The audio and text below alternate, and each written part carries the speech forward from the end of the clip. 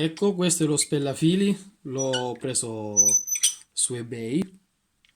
Naturalmente ce ne sono tanti, l'ho appena utilizzato, è già un paio d'ore, mi trovo benissimo, molto semplice da usare.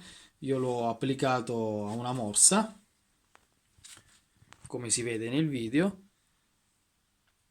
Niente, molto semplice come stavo dicendo, con questa regolazione che fa abbassare questa sfera e dà la possibilità di tagliare il filo in questo modo.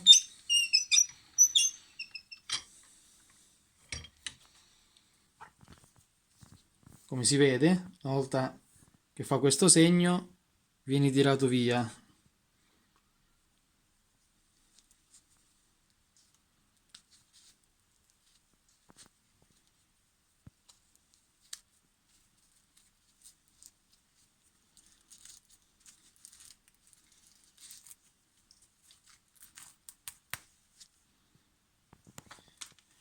Si può anche applicare un trapano in questa parte qui, basta svitare questo bulloncino qui e si può mettere il mandrino di un trapano collegato da questa parte, in modo da essere più veloci, per- anche per essere utilizzato da fili più lunghi.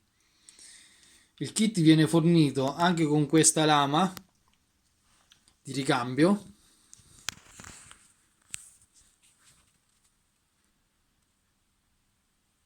Naturalmente i prezzi variano da 60 a 80, può arrivare anche a 150-200 euro.